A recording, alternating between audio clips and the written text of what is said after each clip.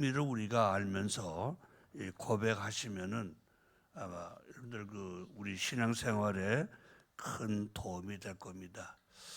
제가 일부 시간에는 이거를 읽어가면서 쭉 이제 설명을 드렸는데 시간이 많이 가서 이 시간에는 그렇게 하지 않고 이 12가지 우리가 신앙 고백 중에서 이 5가지, 그러니까 하나님이 만물을 창조하시니 창조적 신앙, 예수님께서 동정녀 탄생 유일하게요 이런 임마누엘 신앙, 그리고 십자가에 돌아가신 십자가 신앙, 그리고 이제 부활 신앙, 이 재림 신앙, 이 5개는 우리 기독교만이 가지고 있는, 세상의 어떤 종교도 가지고 있지 않은 그런 영적인 교리가 됩니다.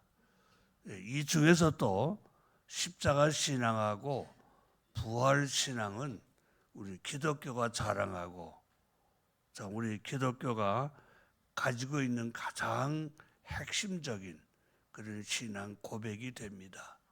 그래서 우리 이런 신앙 고백을 통해서 우리가 영적으로 날마다 성장해가는 그런 우리는 삶을 살아야 되겠습니다. 오늘은 부활주일입니다. 본문에 의지해서 예수님의 죽으심과 부활이라는 이런 주제로 같이 말씀의 은혜를 받으려고 합니다. 은혜의 시간 되시기를 축복합니다. 먼저 이 본문 말씀을 간단하게 조금 이제 해석을 해드리면은 여기 한 절로 되어 있기 때문에 예수는 우리가 범죄한 것 때문에 내어줌이 됐다. 그리고 또한 우리를 의롭다 하시기 위해서 살아나셨다 해가지고는 크게 보면 2개로 되어 있습니다. 하나는 우리 죄 때문에 예수님이 십자가에 지신 거를 얘기하고, 그 다음에 뒷부분에는 우리 예수님의 십자가 지심으로 우리가 살아났다, 그러니까 부활할 수 있게 되는 이 2가지로 이제 나누어져 있습니다. 이 말씀은 바울이 예수 그리스도 사건을 우리 성도들에게 적용시키면서 서로 반대되는 의미를 가진 2 구절로 그렇게 되어 있습니다. 하나가 뭔가 하면 범죄함, 그리고 우리를 의롭다 하심이라는 반대 2개의 반대 구절을 만들어지고, 또 하나는 위하여인데, 하나가 위하여는 우리 내어줌인데 예수님이 십자가를 지시게 되는 그런 위하여고, 또 하나의 위하여는 예수님 통해서 우리가 살아났다는 것을 또 2개의 구절을 대조해서 말했습니다. 아주 간단한 그런 우리가 말씀인데 의미는 굉장히 깊은 의미가 여기 있다는 것을 우리가 알아야 됩니다. 예수님께서 우리를 위하여 내어 죽게 되었다는 것은 우리 죄 때문에 죽음을 당했다는 그런 의미로 우리는 받아야 되겠죠. 그리고 우리를 위하여 살아나심은 우리로 하여금 구속의 결과인 생명을 얻게 하시기 위함인 거죠. 사실은 내용은 우리가 하나로 보면은 우리를 위해서 예수님 십자가에 죽으시고 그것 때문에 우리가 생명을 얻었다는 이런 이제 간단한 그런 내용입니다만은 이렇게 표현을 했습니다. 바울이 왜 이렇게 대비시켜서 이렇게 설명을 했는가? 이것은요, 예수 그리스도의 죽으심과 부활의 내용이 지니고 있는 하나님의 비밀을 밝혀내는 것이 그 당시의 유대인 사람들하고 이방인들에게는 아주 유익한 것으로 판단했기 때문에 바울은 이렇게 표현을 한 겁니다. 자, 이제 이 4장 본문 4장 25절 이 말씀의 내용을 한 세 가지로 우리는 좀 살펴볼 수가 있습니다. 그 첫 번째가 그리스도의 죽으심의 원인입니다. 세상 모든 일에는 원인이 없이는 이루어지는 것이 없습니다. 반드시 원인이 있고 그 원인의 결과가 나타나게 되는 겁니다. 예수님의 죽으심도 원인이 없을 수가 없는 거죠. 바울은 여기에 대해서 우리 죄로 말미암아 내어 주임이 되었다고 원인을 지적한 겁니다. 그러니까 결국은 우리 죄 때문에 예수님이 십자가에 돌아가셨다는 그 말인데, 이 말을 4장이 지나서 5장에 가보면요, 로마서 5장 8절에서도 이런 말씀을 거의 같은 말씀을 했어요. 우리가 아직 죄인 되었을 때에 그리스도께서 우리를 위하여 죽으심으로 하나님께서 우리에게 대한 사랑을 확증했다. 그러니까 왜 이렇게 했느냐? 하나님이 우리를 사랑했기 때문에 이렇게 예수님을 대신하여서 십자가에 돌아가시게 했다는 그런 내용을 우리에게 해준 겁니다. 결과적으로는 예수님의 죽으심의 원인은 우리의 죄 때문이라는 거, 우리가 다 아는 내용이지만은 그건 왜 그랬느냐? 하나님이 우리를 지극히 사랑하시기 때문에 그러셨다는 것을 우리가 알 수 있습니다. 이 두 번째는 이 9절의 말씀이요, 바울이 그리스도의 죽으심과 부활, 죽으심하고 부활을 이게 분리해서 그 의미를 밝힌 것에 대해서 우리는 좀 생각을 해야 됩니다. 만일 우리가 죄를 짓지 않았다면 예수님이 대신 죽으실 이유가 없죠. 그런 필요가 없습니다. 여기에 대해서 바울은 예수님은 우리 범죄함을 위하여 내어줌이 됐다. 범죄함을 위하여라고 그랬는데 범죄 때문에 십자가에 내어주게 됐다. 십자가에 돌아가시게 됐다는 그런 말입니다. 그리고 이제 우리 죄 때문에 십자가를 지시게 되었다는 그 말이 되겠습니다. 그리스도의 일생은요, 태어날 때부터 맞아요, 십자가에 돌아가시고 부활하고 승천하시고 이 모든 것이 탄생 때부터 십자가를 향했다는 것을 우리가 알 수 있습니다. 그리스도의 죽으심은 우리의 범죄를 위한 구속의 죽으심입니다. 바로 이거를 믿는 것이 우리가 십자가 신앙입니다. 그리고 바울은 그리스도의 부활의 의를 우리를 의롭다 하심을 위하여 살아나셨느니라고 그렇게 이제 표현을 했습니다. 바울은 로마서 1장 4절에서 부활은 하나님의 아들이신 것의 증명이라고 그렇게 표현했고, 또 로마서 6장 5절에서는 부활은 성도의 부활의 보증이 되었다라고 그렇게도 표현했습니다. 그리고 이 성경 여러 곳에서 이 부활에 대해서 우리에게 증거하고 있는 내용들이 있습니다. 고린도전서 15장 1절에서 4절에서 보면은 그리스도의 부활은 복음의 중심이라고 그렇게도 표현했고요. 또 로마서 10장 9절 10절에서는요, 부활은 믿는 사람을 구원하는 힘이라고 그렇게도 표현했습니다. 그리고 이제 그 15장 14절에서 17절에 가서는 이렇게 반대로 표현했어요. 만일에 부활이 없다면 이렇게 전제해가지고 말씀하신 것이 뭐냐면 우리가 전하는 복음도 헛거라고 그랬어요. 부활이 없다면은. 그리고 우리의 믿음도 헛것이다. 부활이 없다면은 그만큼 부활 신앙이 우리에게는 정말로 참 세계 다른 어떤 종교에도 없는 그런 내용으로서 우리에게는 힘이 되고 우리에게는 이 말씀 때문에 우리가 살아갈 그런 능력이 있다는 것을 말씀하는 겁니다.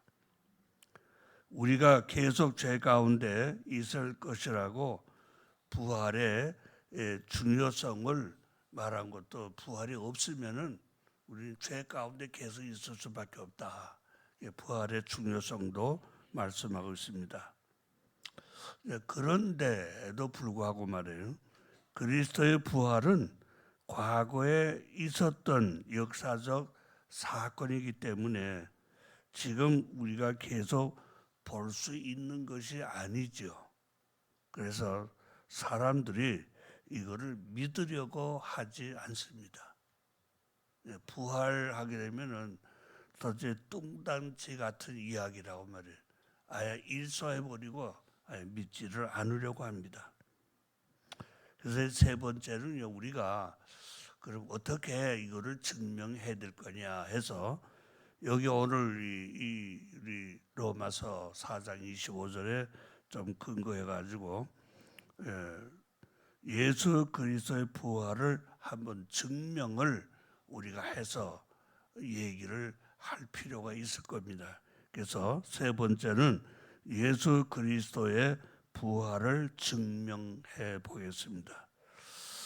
이거는 이제 그 외적 증명하고 내적 증명 이 두 나누어서 우리가 볼 수 있는 먼저 외적 증명을 보게 되면은 미국의 그 예일 대학의 교회사 교수였던 퍼시 박사님의 말을 통해서 좀 외적 증명의 하나를 보겠습니다.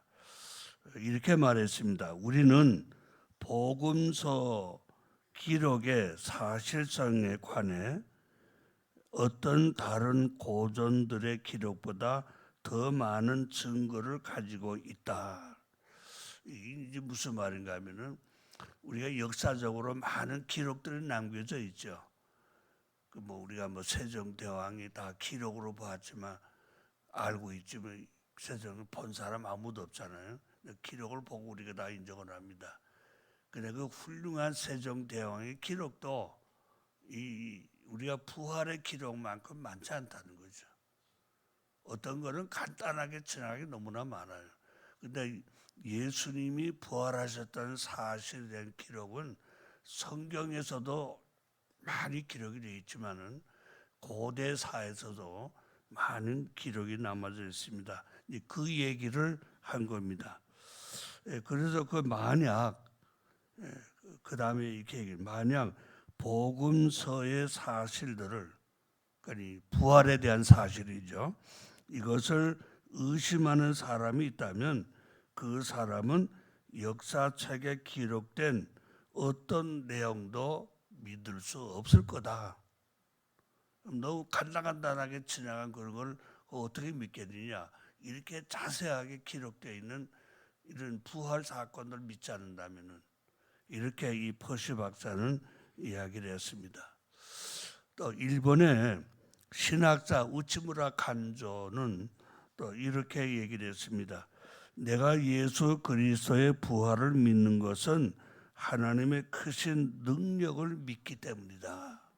그렇게 얘기를 하고 이어서 우주와 그 안에 있는 모든 것을 만드시고 사람을 지으시고 사람 안에 영혼을 지으신 하나님은 쉽게 죽은 사람을 다시 살릴 수 있다고 믿기 때문이다. 우리 사람을 지으신 하나님의 그 능력을 구체적으로 얘기를 했습니다. 이렇기 때문에 우리는 믿을 수밖에 없다. 그렇게 이제 이 신학자는 얘기를 했습니다. 사실 어떻게 보면요, 부활을 부인하는 것, 그건 못 믿겠다.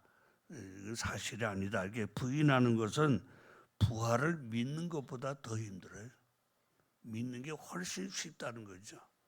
그렇게 지금 이제 이런 신학자들 이제 얘기를 하고 있습니다. 자, 이 외적 증명을 두 가지를 우리가 이제 얘기를 했고, 이제 내적 증명을 좀 보겠습니다. 부활 사건에 대해서 제자들이 제일 먼저 그리스도의 죽으심과 부활을 예루살렘에서 담대하게 증거를 했습니다. 근데 그 당시에 말이에요. 이게 증거하고 다니는 이 당시에 이런 소문이 있었습니다. 예수님의 제자들이 예수님의 시체를 훔쳐갔다. 이런 이제 소문이 있었습니다.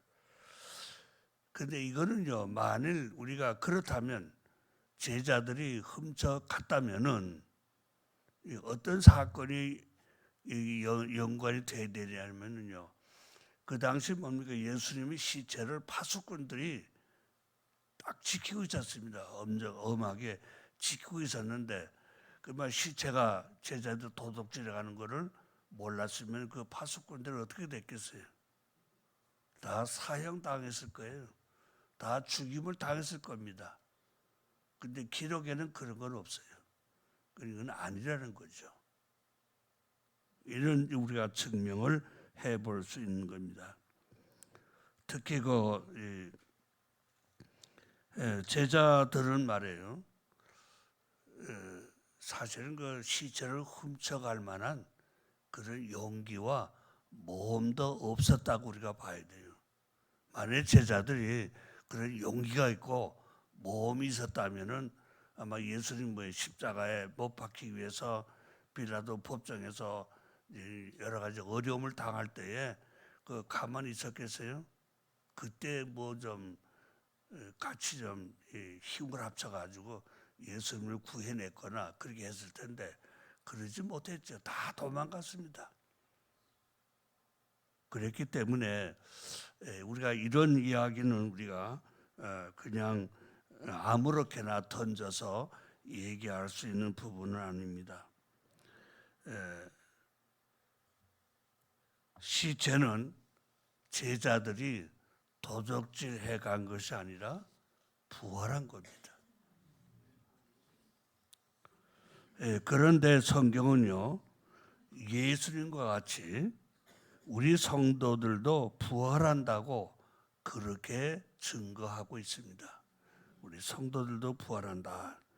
고린도전서 15장 20절에 보면요, 그러나 이제 그리스도께서 죽은 자 가운데서 다시 살아나사 잠자는 자들의 첫 열매가 되셨다. 이렇게 말씀하고 있습니다.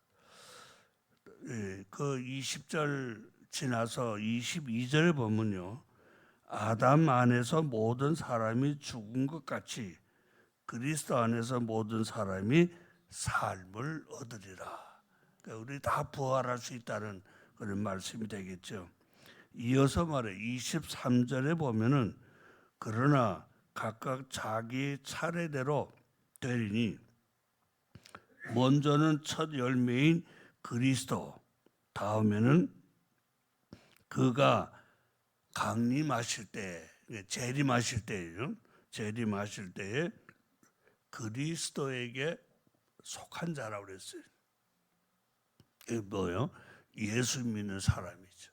예수 믿다가 죽은 사람, 또 예수 믿는 사람, 또 이제 부활한다 이렇게 말씀하고 있습니다. 그리고 24절에 가서는요, 그 후에는 마지막이다 그렇게 말했습니다. 여기에서 지금 우리 모두가 다 부활하는데 첫째 부활과 둘째 부활이 나오게 됩니다. 자, 이거를 지금 우리가 많이 좀 이 신학교에서도 이거는 좀 애매하게 이제 표현돼 가지고 좀 힘들다는 말을 하는데, 간단하게 우리가 말하면은 계시록에 분명히 말씀하고 있습니다. 20장 4절 5절 6절에서 보면요, 죽은 성도들의 영혼이 살아서 그리스도와 더불어 1000년 동안 왕노릇한다 그런 말씀이 있거든요. 이게 첫째 부활입니다.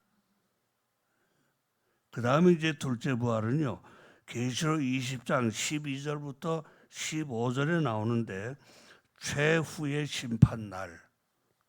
심판날에 있게 될 때에 전체적인 부활로 각 사람이 자기의 행위대로 심판을 받게 된다고 그렇게 말씀하고, 이게 둘째 부활입니다. 그래서 이 부활은 믿는 사람이나 안 믿는 사람이나 다 부활하게 돼 있어요. 근데 믿는 사람은 영생의 부활로, 믿지 않는 사람은 심판의 부활로 나오게 되는 겁니다. 예수님께서 재림하실 때 일어날 것에 대해서 요한복음 5장 28절 29절에서 이렇게 말씀했습니다. 이를 놀랍게 여기지 말라. 여기서 일이란 것은 부활입니다. 부활을 놀랍게 여기지 말라. 무덤 속에 있는 자가 다 그의 음성을 들을 때가 오나니, 모두가 다 이 음성을 들을 때가 오나니 선한 일을 행한 자는 생명의 부활로, 악한 일을 행한 자는 심판의 부활로 나오리라. 이 말씀하고 있습니다. 그러니까 부활은 믿는 사람만이 아니고 모든 사람이 일어나는 그런 사건입니다. 예수님의 부활에 대해 당시 많은 사람들이 직접 눈으로 보고 기록한 이 외적 증명과 또 간접적으로 예수님의 부활을 기록한 내적 증명을 말씀을 드렸습니다. 이런 것도 우리가 알고 부활을 부인하는 사람들에게 우리가 이런 설명을 자세하게 해주면은 그들이 믿을 수가 있을 겁니다. 그러니까 우리는 더불어 그냥 부활하면 뭐 어떻게 그걸 믿어야 되느냐, 못 믿겠다 하면은 뭐 답은 말을 제대로 못하니까 그들이 이제 부활을 믿지 않고 교회도 나오지 않게 되는 거죠. 자, 성도 여러분, 예수님이 부활하셨다는 말을 여러분들은 믿으십니까? 네. 그 일부 예배 때보다는 아멘이 소리가 많이 큽니다.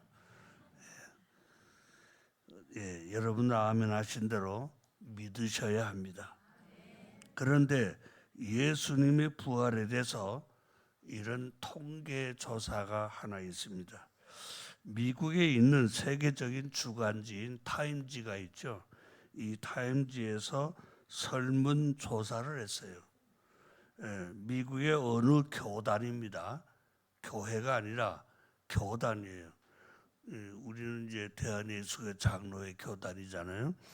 교단의 목사님들하고 또 그 교단의 성도, 평신도들에게 예수님의 부활을 확실히 믿느냐라고 물어봤더니 46%, 그러니까 46%가 부활을 믿지 않는다고 그랬어요.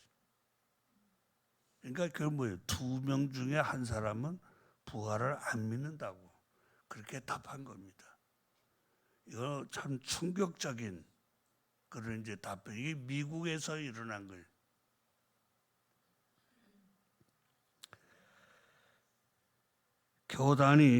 이 교단이 말이에요.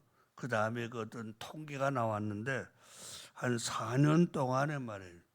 그 교인이 성도가 51만 4천 명이 줄었다는 겁니다. 그리고 고등부 학생들이 25% 줄고 신학교 나와서 선교하겠다라는 이런 이제 선교 지망생이 20%가 줄었다고 그래요. 부활에 확신이 없는 목사의 그 설교가 어떻게 성도들에게 은혜가 될 수 있겠느냐. 그 안에서 신앙생활하는 성도들이 교회를 떠나는 것은 어떻게 보면 당연한 거죠. 그런 교단에서 신앙생활을 제대로 할 수 있겠습니까? 죽음을 이기고 다시 사신 예수님은 우리 영혼들에게 새로운 생명을 주어서 우리 영이 부활하여 살게 하십니다. 그러므로 죽은 영혼을 구원하여 다시 살리신 분은 예수 그리스도밖에 없습니다. 성도 여러분, 우리는 부활절을 맞이하면서 죽은 우리의 영혼을 소생시키시기를 바랍니다. 죽은 양심이 다시 살아나야 됩니다. 죽은 의리도 살아나야 되겠고, 죽은 책임감, 죽은 충성심, 죽은 이웃사랑이 다시 살아나야 되겠습니다. 그래서 우리는 영과 육이 건강한 생활을 우리가 해야 됩니다. 저는 오늘 좀 이 말씀을 좀 드리고 싶습니다. 이 부활절을 맞이하면서 한국 교회가 다시 살아나야 되겠다. 한국 교회가 죽은 교회가 많다는 것은 제가 말하는 게 아니라 모든 목회자들이 다 같이 그렇게 얘기를 하고 있습니다. 한국 교회가 지금 너무 어려움에 처해 있다. 우리 한국 교회가 제대로 살아나야 한국 사회가 다시 살아날 수가 있습니다. 부활주의를 맞는 우리 성도들이 우리가 살아나야 복을 받을 수가 있습니다. 부활신앙을 갖지 못한 성도가 아무리 복 달라고 해보세요. 하나님이 너는 아직 멀어서 하고 복 주실 생각 안 하실 거예요.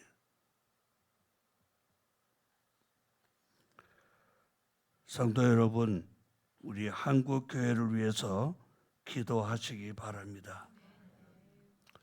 헌법에 명시된 대로 자유민주주의 대한민국을 위해서 우리는 기도해야 됩니다. 기도하시기 바랍니다. 지금 한국은 위기입니다. 세계 200개 나라 중에 우리나라는 10번째 안에 들어가는 경제 대국인데 우리 이 나라를 야당에서는 경제 폭망이라고 하고 있어요. 그리고 경제 폭망이란 말이 어떤 의미에서 했는지는 전 잘 모르지만은 자관이 지금 못 산다는 얘기 아니겠어요?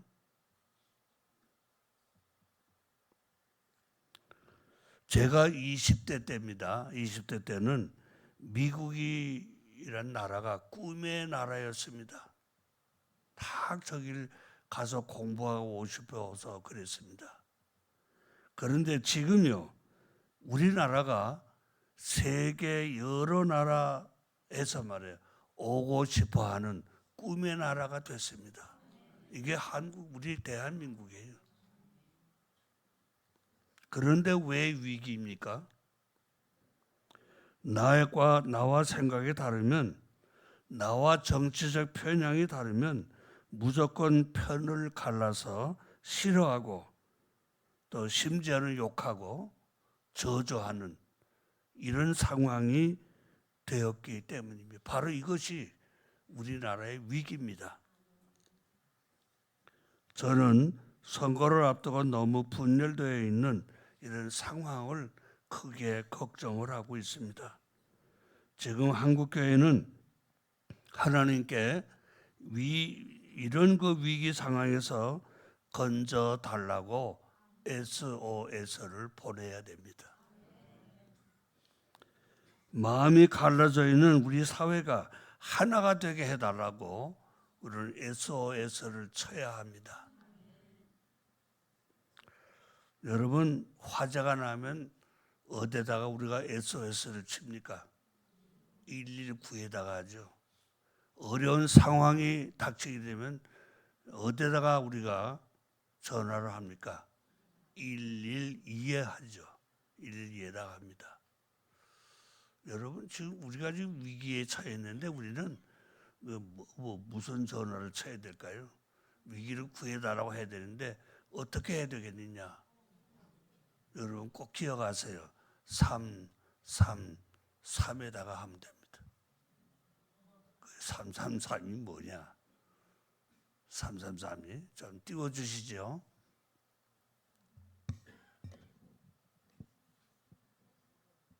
네. 예레미야 33장 3절 말씀입니다. 준비가 안 된 것 같은데 찾으신 분들은 빨리 찾으세요. 예레미야 33장 3절입니다.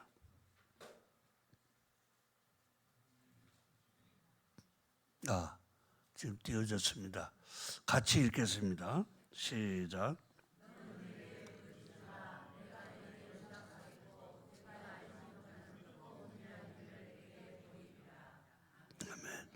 한 번 더 크게 읽겠습니다. 시작. 나는 내게 부르짖으라. 네.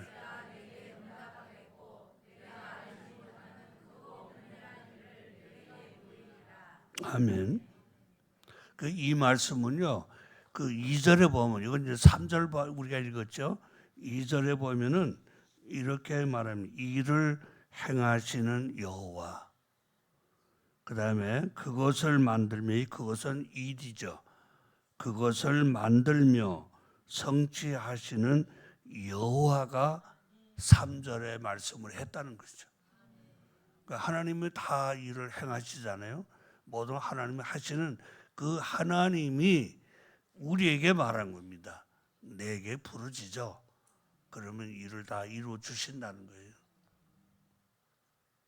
이게 우리가 지금 당장 우리가 해야 될 SOS 333 예레미야 33장 3절 말씀입니다. 여러분 어려운 상황에 처했을 때 힘들어할 때에 이 예레미야 33장 3절 말씀을 꼭 기억하시고 이 말씀을 붙잡고 읽으면서 묵상하면서 기도하시기 바랍니다. 자, 우리는 지금 조금 전에 말씀드린 하나님께 부르짖으며 기도할 때입니다. 선거가 10일 남았습니다.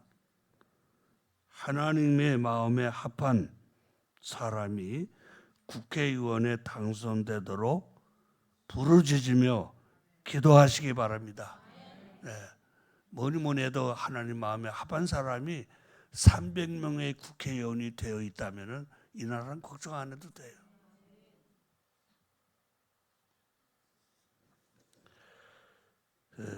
우리는 창세기에 나오는 아브라함을 믿음의 조상이라고 합니다.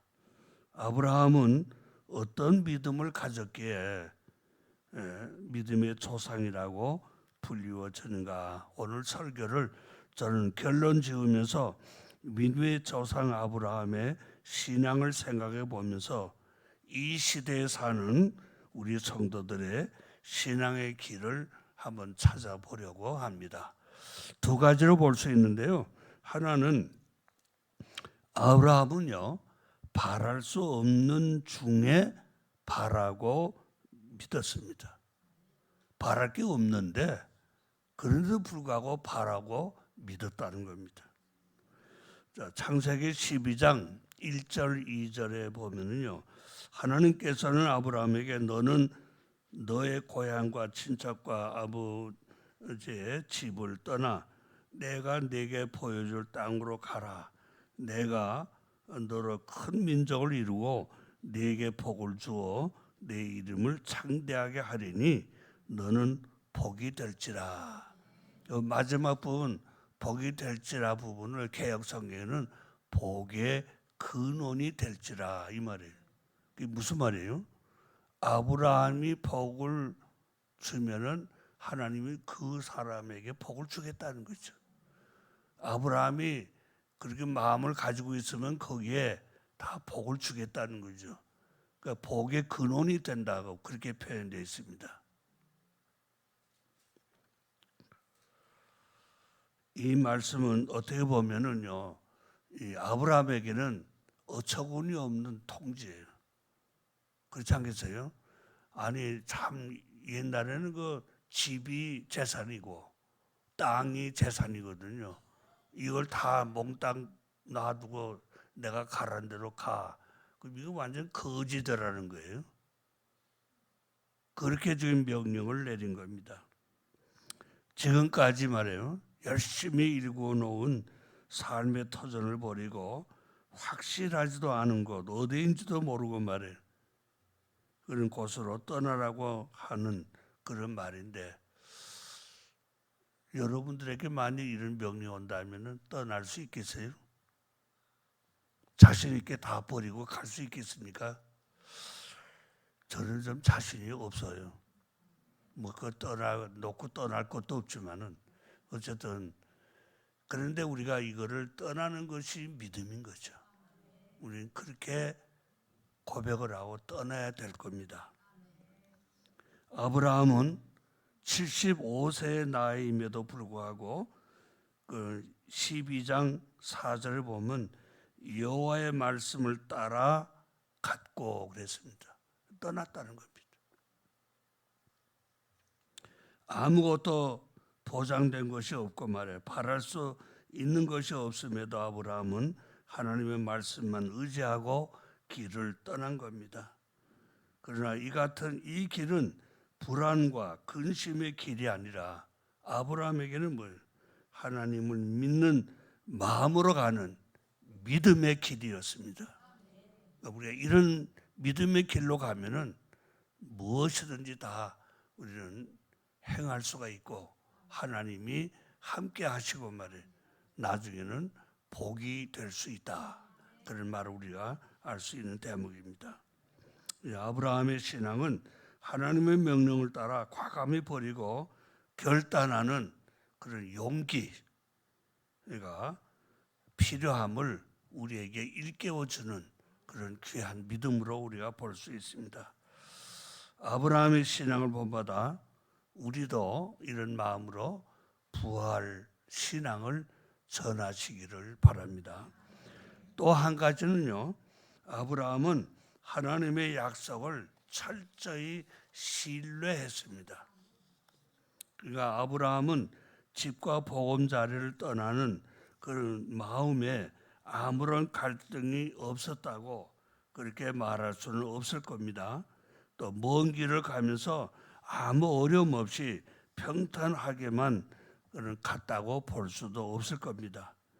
마음속에 일어나는 그런 갈등 이걸 계속 느끼면서도 아브라함은 하나님을 더 깊이 믿고 신뢰했기 때문에 모든 것을 버리고 떠날 수가 있었던 겁니다.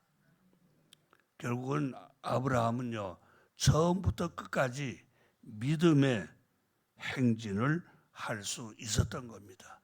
그러니까 하나님을 100% 신뢰했기 때문이죠. 우리도 하나님을 100% 신뢰하는 마음으로 우리는 하나님이 나에게 주시는 명령이라면은 무엇이든지 행할 수 있다라는. 그리고 보면 이제 당장 오늘 우리가 들은 이 부활 신앙도 하나님이 우리에게 주신 거거든요. 이거를 담대하게 나가서 전할 수 있는 여러 성도들이 되시기를 부탁드립니다. 이 부활 신앙은요, 우리 성도들이 흔히 듣는 말이 있습니다. 이 과학이 발달한 21세기에 어떻게 그런 말도 안 되는 소리를 하고 있느냐. 어떻게 말해 다 죽어서 시체가 말해 부패됐는데 뭐 어떻게 살아나느냐. 이렇게 지금 이야기를 하면서 우리를 참 너의 말을 믿지 않겠다라는 그런 표현이 되겠습니다. 근데 이런 말을 우리가 설득하기 위해서는 하나님에 대한 신뢰가 아브라함 못지않은 그런 훌륭한 신뢰를 갖는 그런 믿음의 삶이 우리가 돼야 될 것입니다. 부활절을 우리가 감사하면서 기쁨으로 축하하시는 성도 여러분, 성경이 전해주는 모든 말씀이 사실이라는 것과 특히 세상 사람들이 믿으려고 하지 않는 부활 사건을 믿을 수 있게 전하는 지혜를 달라고 간절히 기도하면서 부활 신앙을 전하시기 바랍니다. 분명 그 길은 하나님이 함께 하실 겁니다. 부활절 예배에 참석하신 성도 여러분과 가정에 그리고 하시는 일에 하나님의 복이 풍성하시기를 주님의 이름으로 축원드립니다. 기도하겠습니다. 전능하신 하나님 감사합니다.